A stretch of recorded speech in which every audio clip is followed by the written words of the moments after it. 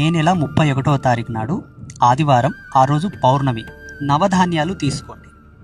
నవధాన్యాలలో వడ్లు లేకుండా బియ్యం జత చేసి, మీకు వీలైతే పావు కేజీ, అర కేజీ లేదా అరపావు, ఎన్ని వీలైతే అన్ని నవధాన్యాలు తీసుకొని దానికి సరియగు నీళ్లు జత చేసి ఉడకబెట్టండి. ఎక్కువ ఉడకబెట్టకూడదు. ఎక్కువ ఉడకబెడితే ఉబ్బురుబ్బురు అయితే బురజ అవుతాయి. ఒక మోతాదులు ఉడకబెట్టి నీళ్లు వార్చండి. వార్చిన తర్వాత ఆ మిశ్రమాన్ని బాగా పిసకండి.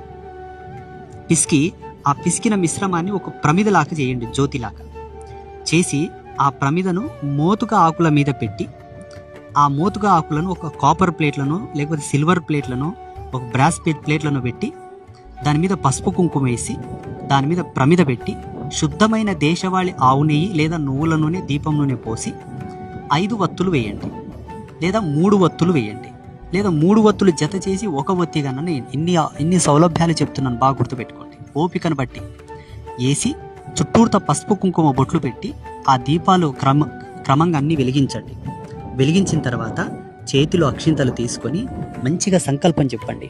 మాకున్న నవగ్రహ దోషాలన్నీ తొలగిపోవాలి, మాకు లక్ష్మీ అనుగ్రహం కలగాలి, కుబేర అనుగ్రహం కలగాలి, మాకు దైవికమైనటువంటి ఆకర్షణ కలగాలి, మాలో దైవశక్తులు జాగృతం అవ్వాలి, మాలో ఉండేటటువంటి ఆరా లెవెల్స్ పెరగాలి, ఆ డివైన్ పవర్ పెరగాలి, మాలో ఆకర్షణ శక్తి, కళాకర్షణ శక్తి పెరిగితే ఆ కళతో సమాజంలోకి వెళ్తే మాకు తొందరగా పనులు అవ్వాలని చెప్పి సంకల్పం చెప్పి ఆ జ్యోతి మీద అక్షింతలేసి దండం పెట్టుకోండి.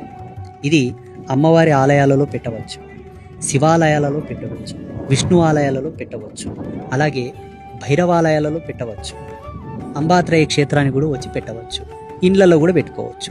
మోతుక ఆకులు దొరకకపోతే ఏం చేయాలి? తమలపాకులు పెట్టవచ్చు, అభ్యంతరం ఏమీ లేదు. ఆ రోజంతా ఆదివారం రోజు ఉదయం పెట్టి డే మొత్తం అలాగే ఉంచి సోమవారం రోజు ఆ ప్రమిదను తీసి ఎక్కడైనా పూల చెట్ల దగ్గరనో, తులసి కోట దగ్గరనో, లేదా గోమాత ఉంటే గోమాతకో, లేకపోతే నీళ్ళల్లోనో ఎక్కడో ఒకతోటి విసర్జనం చేయండి.